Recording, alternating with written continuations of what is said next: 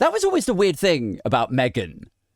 I know that sounds like a segue, but, just bear with me, With Meghan, like, here you have a woman who does charity work, and who, people who knew her before she was famous, and who knew her from her hometown and shit, they were all like, oh, man, she's genuine as fuck.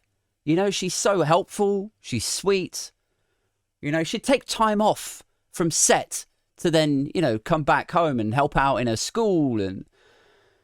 And yet you still would have people going, oh, bloody hell, Meghan. Oh, it's always about her, isn't it? Do you remember that? Like, that was a tabloid line for a few weeks. It was like, oh, bloody Meg. Tell you what, it's always about her, bloody Meghan, isn't it? Well, in Johnson, here you have a man whose actual job it is, or was, at least, to put the country first. I.e., it's not supposed to be about him at all. But at every twist and turn, it was always about him. His job, his speech, his wallpaper, his survival, no matter the cost. To, your gran, or your hospital, or the national debt, or the 200,000 people that died in the mishandling of the pandemic, like collapsing industries. Fuck business, all of that. No matter the cost, it was always about Boris Johnson. And yet those same flag fuckers who say the shit about Meghan, oh, it's always about her, they can't get enough of it with Boris Johnson. It's wild. It's honestly, it's like, oi, look over there. Look, there's a successful black American woman, and she's giving tens of thousands of pounds to an anti-racism charity. Oh, God, here we go again. It's like, well, I'm sorry, what's the problem? Oh, well, look at me. Oh, I'm so good. I'm fighting prejudice. Take photos of me while I solve racism. And then you're like, well, I think actually she donated in secret. She's having to hold back on talking about a lot of charity stuff because she's worried that people will say exactly the sort of thing that you're saying. Oh, well, look at me. I do it in secret. Aren't I humble? And then you're like, are you okay, Frank? Are you? Like, is your hip okay? Is it hurting? I know you had some problems with it. Like, maybe it's making you a little bit more pissy than you ordinarily would be. Like, is the waiting list long? Is that the problem? Well, yeah, actually, it is. It's getting a little bit ridiculous. They shut the clinic down the road and then they can't hire the right number of nurses for some reason. Anyway, then, like, the faint sound in the distance as you're talking to your friend Frank, who's like, oh, it's always about Meghan. It's always about her, isn't it? You're talking to him, and then this faint sound in the distance, this rumble starts. It's like, ba-dum, ba-dum, ba-dum, ba-dum, ba-dum, ba-dum. And then you and Frank, with his shit hip and his hatred of Meghan, oh, it's always about her, isn't it? You're looking at each other and you're like, what is that noise? I can hear something. Ba-dum, ba-dum, ba-dum, ba-dum. And then Frank looks at you and he's like, I think it's getting closer. Ba-dum, ba-dum, ba-dum. And then the Boris Johnson carnival just plows through the town. Ba-dum, ba-dum, ba-dum, ba-dum. And there's tables and chairs flying everywhere. There's people who are having discussions about how to fix a deadly T-junction. And they just get trampled to death and swept away by the Boris Johnson carnival. Ba-dum, ba-dum, ba-dum, ba-dum, ba-dum.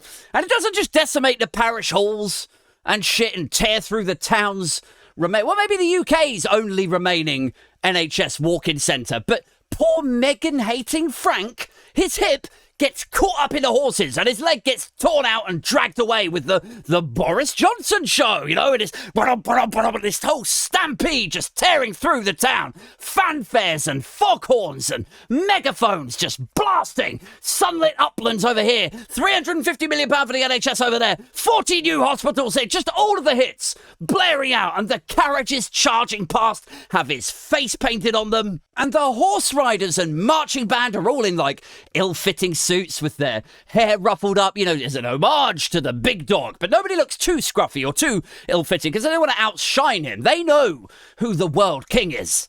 And it's like a fucking cavalry just tear like that, except the horns are custom made. So they don't sound like a horn. They sound like Boris Johnson impersonating a horn. It's like his voice coming out of each, like, and then a stutter, and a couple of them stop and they're just like, wouldn't it be better to have a proper horn? And then one of the stagehands tears in and goes, don't talk about the proper horn. You're going to set him off. He'll impregnate half of the fucking hospitality staff. The whole thing is just tearing through the town like a cavalry. Even the fucking horses have undergone cosmetic surgery to make them look as close as possible to Boris Johnson. They're Boris Johnson fucking horses.